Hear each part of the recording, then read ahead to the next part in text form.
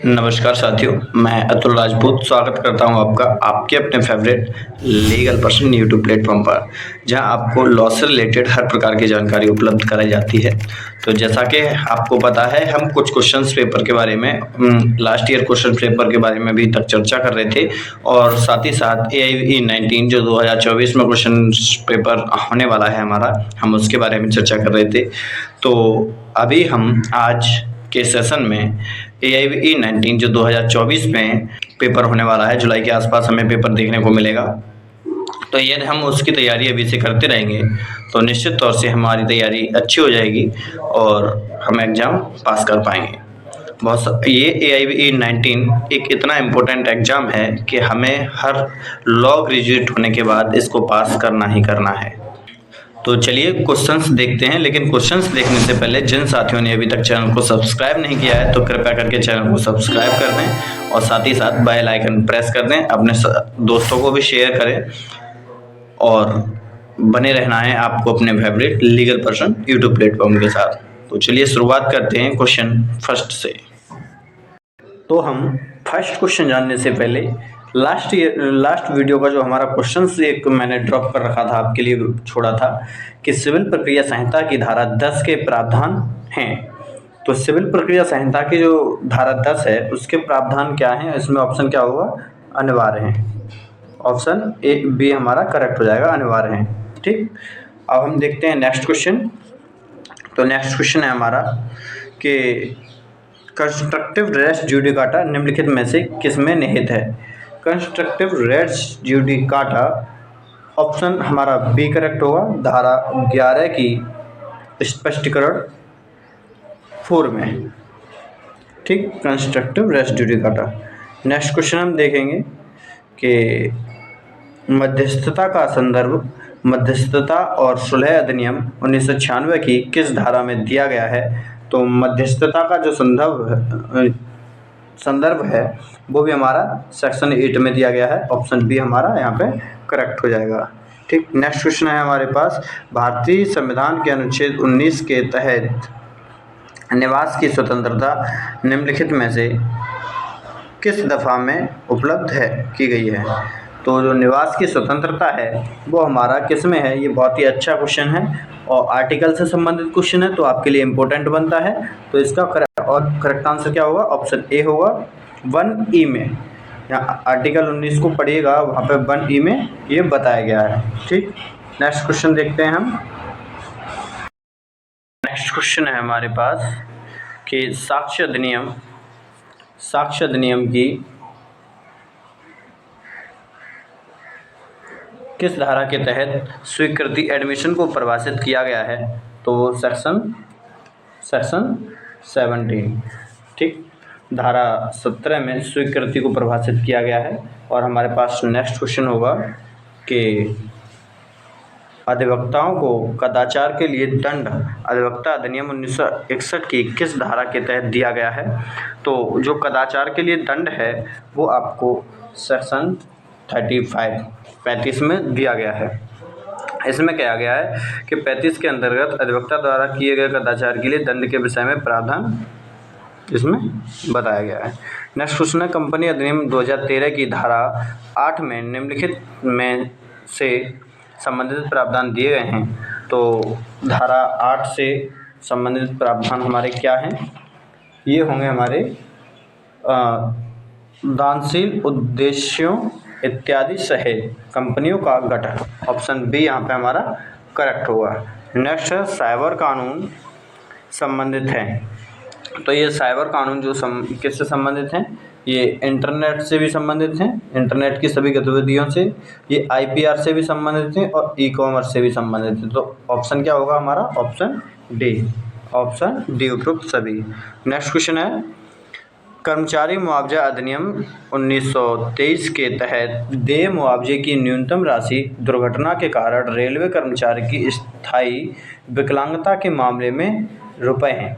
देखिए क्वेश्चन बहुत अच्छा है। अभी हम लास्ट पेपर में लेबर लॉ का जब क्वेश्चन पेपर सॉल्व कर रहे थे तो हमने वहाँ पर क्वेश्चन देखा था कि जब भी किसी कर्मचारी की दुर्घटना हो जाती है तो वो रेल दुर्घटना अधिनियम के अंतर्गत या तो अपना मुआवजा ले सकता है या मोटर दुर्घटना अधिनियम के तहत अपना मुआवजा ले सकता है। वहाँ पे ये क्वेश्चन हमने क्लियर किया था, लेकिन यहाँ पे क्वेश्चन क्या है, यहाँ पे क्वेश्चन क्या है, न्यूनतम राशि से संबंधित है। तो यहाँ न्यूनतम राशि हमारी कितनी है, 1,40,000 रुपये। ऑप्शन सी गा ऑप्शन करेक्ट होगा हमारा। और इसमें ये किस में है, कर्मकार प्रतिकर अधिनियम 1923 के अंतर्गत एक कर्मकार को देय प्रतिकर मुआवजे की राशि दुर्घटना के कारण हुई चोट की प्रकृति, काम करने वाले की मासिक मजदूरी और उसकी उम्र पर निर्भर करती है। किस पर निर्भर करती है, उसकी एज पर भी निर्भर करती है कि वो किस एज का है तो कितना पैसा कमा सकता था अब तक। ठीक है।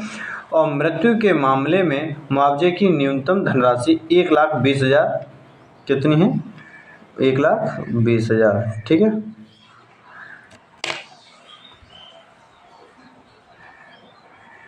एक 1,20,000 है तथा स्थायी पूर्ण निःशक्त के मामले में 1,40,000 है। क्लियर। तो ये अपना क्लियर हो चुका क्वेश्चन। अब हम नेक्स्ट क्वेश्चन देखेंगे। एक कंपनी यह सुनिश्चित करना चाहती है कि कोई और उसके प्रतीक चिन्ह का प्रयोग ना करे। देखिए कोई कंपनी है, वो यह सुनिश्चित करना चाहती है कि कोई दूसरा व्यक्ति हमारे जो कंपनी का प्रतीक चिन्ह है उसका प्रयोग ना करे। तो इसके लिए कौन सा ऑप्शन होगा, देखिए इसके लिए पहले हम जान लेते हैं कि व्यापार चिन्ह अधिनियम 1999 की धारा 2 में डेफिनेशंस बताई गई हैं और उनमें व्यापार चिन्ह से अवृत बताया गया है कि ग्राफिक्स या रूपित किए जाने में समर्थ हैं और जो एक व्यक्ति के माल या सेवाओं को अन्य व्यक्ति के माल या सेवाओं से सुभिन्न करने में समर्थ है और उसके अंतर्गत माल का आकार और उसकी पैकिंग और रंगों का संयोजन भी आ सकेगा। तो ये हमारा ट्रेडमार्क पर डिपेंड करता है।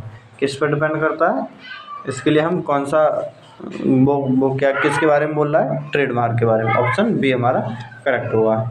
नेक्स्ट क्या होगा हमारा क्वेश्चन, मध्यस्थ और सुलह अधिनियम की धारा मध्यस्थ कार्रवाई के प्रारंभ होने के समय से संबंधित है।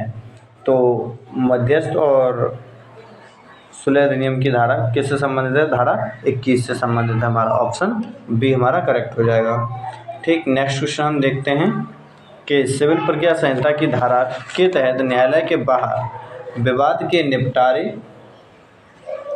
का प्रावधान किया गया है। तो विवाद के निपटारे का प्रावधान न्यायालय के बाहर कहाँ किया गया है, 89 में। ऑप्शन बी हमारा करेक्ट होगा। नेक्स्ट है भारतीय साक्ष्य अधिनियम कब लागू हुआ। देखिए बहुत ही इंपॉर्टेंट और अच्छा क्वेश्चन है और बहुत ही इजी क्वेश्चन है। तो भारतीय साक्ष्य अधिनियम हमारा कब लागू हुआ था, 1 सितंबर 1872 को। ठीक। देखते हैं हम नेक्स्ट क्वेश्चन के बारे में। कोई भी निजी व्यक्ति किसी व्यक्ति को गिरफ्तार कर सकता है जो क्या है, कोई भी निजी व्यक्ति किसी दूसरे व्यक्ति को गिरफ्तार कर सकता है। 62 क्वेश्चन है।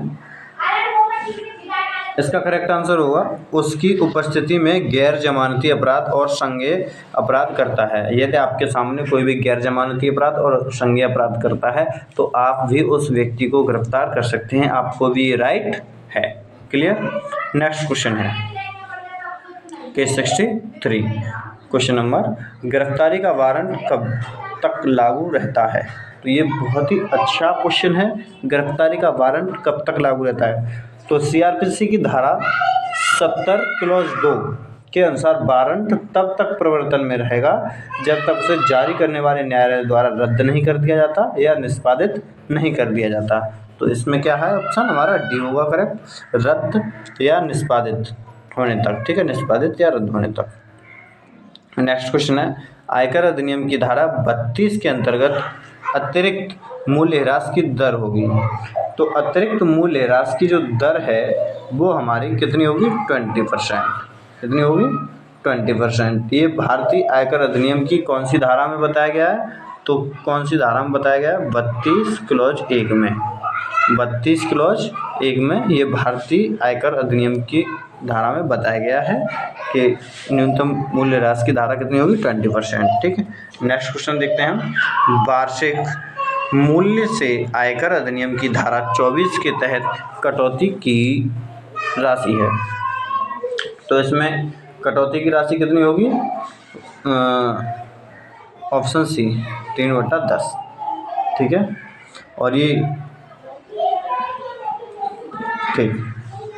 नेक्स्ट क्वेश्चन हम देखते हैं कि भारतीय संविधान के अनुच्छेद 11 के प्रावधानों के तहत भारत की नागरिकता से संबंधित कानून बनाने की शक्ति को दे दी गई है। तो भारत की नागरिकता से संबंधित कानून बनाने की शक्ति किसको है? आर्टिकल 11 के तहत संसद को। ऑप्शन डी हमारा करेक्ट होगा। ठीक है, आगे क्वेश्चन है, विफलता का सिद्धांत भारतीय संविदा अधिनियम की किस धारा द्वारा प्रदान की जाती है? तो बहुत ही अच्छा क्वेश्चन नहीं है, ऑप्शन डी हमारा करेक्ट होगा 56। भारतीय संविदा अधिनियम की धारा जो 56 है उसमें डॉक्ट्रिन ऑफ फ्रस्ट्रेशन के बारे में बताया गया है।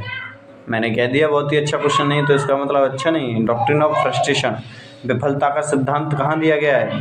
तो संविदा अधिनियम, भारतीय संविदा अधिनियम कॉन्ट्रैक्ट एक्ट के सेक्शन 56 में। ठीक, नेक्स्ट क्वेश्चन हम देखते हैं, स्वीकृति एडमिशन को व्यापक तौर पर वर्गीकृत किया जा सकता है। तो एडमिशन को व्यापक तौर पर कहाँ वर्गीकृत किया जा सकता है? तो इसके लिए हमारा ऑप्शन होगा डी, न्यायिक तौर पे भी हम वर्गीकृत कर सकते हैं एडमिशन को, और अतिरिक्त न्यायिक पे भी हम वर्गीकृत कर सकते हैं। ठीक, नेक्स्ट क्वेश्चन है, नेक्स्ट एंड लास्ट क्वेश्चन है हमारा, maxim res spectrum. Maxim res spectrum का अर्थ क्या है? तो ये लास्ट क्वेश्चन है हमारा वीडियो का, तो इसलिए इस क्वेश्चन का आंसर आप देंगे कमेंट में। इस क्वेश्चन का आंसर आप कमेंट में देंगे।